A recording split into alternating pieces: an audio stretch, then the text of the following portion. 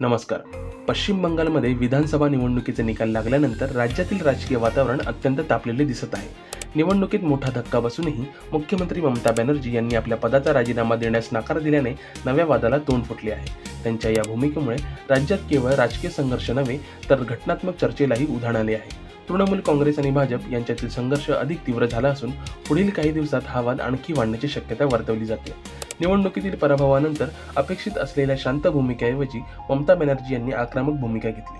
कोलकात्यात घेतलेल्या पत्रकार परिषदेत त्यांनी स्पष्ट शब्दात सांगितले की त्या राजीनामा देणार नाहीत. त्यांच्या मते हा पराभव नसून त्यांच्या विरोधात रचलेला कट आहे. त्यांनी निवडणुकीच्या प्रक्रियेवर प्रश्नचिन्ह उपस्थित करत निवडणूक आयोगावर गंभीर आरोप केले. आयोग भाजपच्या दबावाखाली काम करत असल्याचे त्यांनी म्हटले, ज्यामुळे या संपूर्ण प्रकरणाला आणखी वेगळे वळण मिळाले. ममता बॅनर्जी यांच्या या वक्तव्यामुळे राजकीय वातावरणात खळबळ उडाली आहे. एका बाजूला त्यांच्या समर्थकांनी या भूमिकेचे समर्थन केले तर दुसऱ्या बाजूला विरोधकांनी तीव्र टीका केली. लोकशाही प्रक्रियेत निकाल स्वीकारणे ही परंपरा असल्याचे सांगत भाजपने ममतांच्या भूमिकेवर प्रश्न उपस्थित केले. त्यांच्या मते पराभवानंतर सत्तेचे शांततेत हस्तांतरण होणे ही लोकशाहीची मूलभूत अपेक्षा आहे. भाजपचे नेते शुभेंदू अधिकारी, ज्यांनी ममता बॅनर्जी यांना थेट लढतीत पराभूत केले, त्यांनी यावर संयत प्रतिक्रिया दिली. त्यांनी स्पष्ट केले की संविधानात सर्व नियम ठरलेले आहेत आणि त्यानुसारच पुढील प्रक्रिया होईल. त्यांच्या या वक्तव्याचा अर्थ असा घेतला जात आहे की कायद्याच्या चौकटीत राहूनच निर्णय घेतले जातील आणि कोणालाही नियमांपासून दूर जाता येणार नाही. दरम्यान भाजपच्या इतर नेत्यांनी मात्र अधिक आक्रमक भूमिका घेतली. पक्षाचे प्रवक्ते शहजाद पुनावाला यांनी ममता बॅनर्जी यांच्या वक्तव्यावर कठोर शब्दात टीका केली.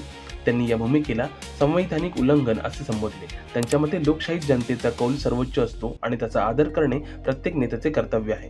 पराभवानंतरही पदावर राहण्याचा प्रयत्न करणे हे लोकशाहीच्या मूल्यांना धक्का देणारे आहे, असा आरोप त्यांनी केला. या संपूर्ण घडामोडींमुळे आता एक मोठा प्रश्न निर्माण झालाय. जर मुख्यमंत्री पराभूत झाले तर त्यांची पुढील भूमिका काय असावी?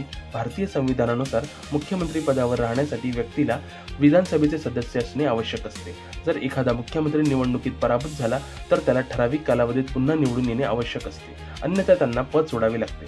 त्यामुळे ममता बॅनर्जी यांच्या निर्णयामुळे घटनात्मक पेच निर्माण होण्याची शक्यता व्यक्त केली जात आहे. राजकीय विश्लेषकांच्या मते ममता बॅनर्जी यांची ही भूमिका त्यांच्या राजकीय रणनीतीचा भाग असू शकते.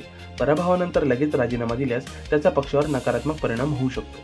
त्यामुळे त्यांनी आक्रमक भूमिका घेत आपल्या समर्थकांमध्ये आत्मविश्वास टिकवण्याचा प्रयत्न केला असावा. तसेच निवडणुकीतील निकालांवर प्रश्न उपस्थित करून त्यांनी राजकीय लढाई पुढे चालू ठेवण्याचे संकेत दिले. दुसरीकडे या प्रकरणामुळे राज्यातील प्रशासनावरही परिणाम होण्याची शक्यता आहे. राजकीय अनिश्चितता वाढल्यास शासनाच्या कामकाजावर परिणाम होऊ शकतो. त्यामुळे राज्यपाल, निवडणूक आयोग आणि न्याय व्यवस्था यांची भूमिका पुढील काळात महत्त्वाची ठरणार आहे. या सर्व घटनांवर केंद्र सरकारही लक्ष ठेवून आहे. सामान्य नागरिकांमध्येही या मुद्द्यावर चर्चा सुरू झाली आहे.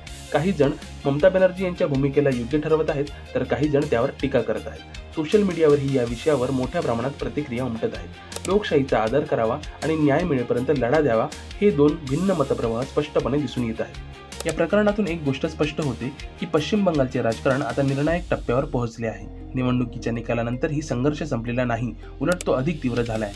ममता बॅनर्जी आणि भाजप यांच्यातील राजकीय लढत आता नवीन स्वरूपात सुरू झाली आहे.